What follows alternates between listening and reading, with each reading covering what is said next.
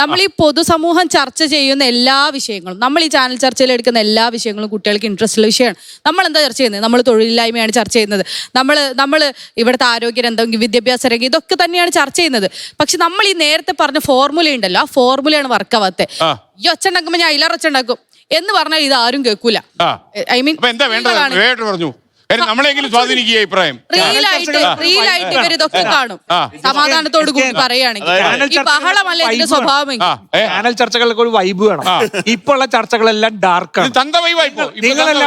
നിങ്ങളെല്ലാം വെറുതെ കരുത് സീനാക്കുകയാണ്. ശ്രീകണ്ഠൻ നായർ രാവിലത്തെ മോർണിംഗ് വാർത്ത വായിക്കാറില്ലേ? രാവിലെ എല്ലാ വീടുകളിലും വാർത്ത വെച്ച് തുടങ്ങാൻ, ഈ പാട്ട് വെച്ച് തുടങ്ങുന്നതിന് പകരം വാർത്ത വെച്ച് തുടങ്ങാൻ ഒരു കാരണക്കാർ അങ്ങ് തന്നെയാണ്. കാരണം അദ്ദേഹം മനോഹരമായി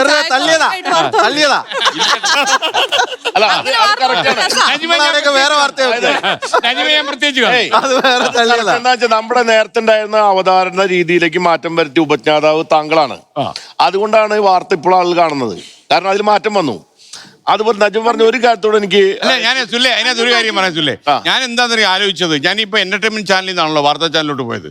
അപ്പോൾ ഫ്ലവേഴ്സിലായിരുന്നു, അത് അങ്ങോട്ട് പോയതാ. പോയപ്പോൾ ഞാൻ വിചാരിച്ചപ്പോൾ ഉദാഹരണത്തിന് കുതിരവട്ടത്ത് ശ്രീരാമന്റെ കിണറ്റിൽ ഒരു പട്ടി വീണു. അപ്പോൾ പണ്ടൊക്കെ ശ്രീരാമന്റെ കിണറ്റിൽ ഒരു പട്ടി വീണു, ഈ കള്ളത്തൊണ്ടിൽ കുഴക്കെട്ടെടുത്ത് വായിട്ടുള്ളൂ. ഞാൻ വിചാരിച്ചാ നമ്മുടെ നാട്ടിൻപുറത്തുള്ള എടാ ആ കിണറ്റിനകത്ത് പട്ടി വീണു കേട്ടോ എന്ന് പറയും. അതങ്ങ് അങ്ങനെ അങ്ങ് പറയുന്നത് മാത്രമേ ഉള്ളൂ. ആളുകൾക്ക് മനസ്സിലാവും കാര്യം അവിടെ നിൽക്കുന്ന. അല്ലാതെ വേവ് ലെങ്ത് മാച്ചിങ് വരുന്നുണ്ട് അവിടെ. അവിടെ കൃത്യമായിട്ടൊരു കമ്മ്യൂണിക്കേഷൻ, ഒരു വേവ് ലെങ്ത്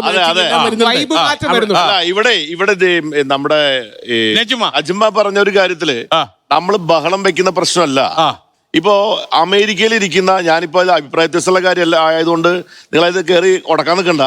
ഞാൻ പറയുന്ന ഒരു കാര്യം, അമേരിക്കയിൽ ഇരിക്കുന്ന ഒരു വ്യക്തി ഇന്ത്യയിൽ നടന്ന ഒരു അനീതിയെ സംബന്ധിച്ച് സംസാരിച്ചപ്പോ കോടിക്കണക്കിന് ആളുകൾ കേട്ടു, ജൻസി കേട്ടു.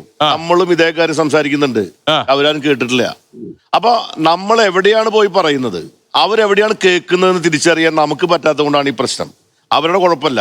അതുകൊണ്ടാണ് ഞാൻ പറഞ്ഞത്, അവരുടെ വേവ് ലെങ്ത്തിന് അനുസൃതമായ അവരിയ്ക്കുന്ന വേദിയിൽ പോയി സംസാരിക്കാൻ കഴിയുന്ന തരത്തിലുള്ളൊരു സംവേദനക്ഷമത നമ്മുടെ ചർച്ചകൾക്ക് ഉണ്ടായ ലാംഗ്വേജ് ഉൾപ്പെടെ മാറണം. ഓക്കെ, പറയുന്നതിനകത്ത് ഒരു വാസ്തവ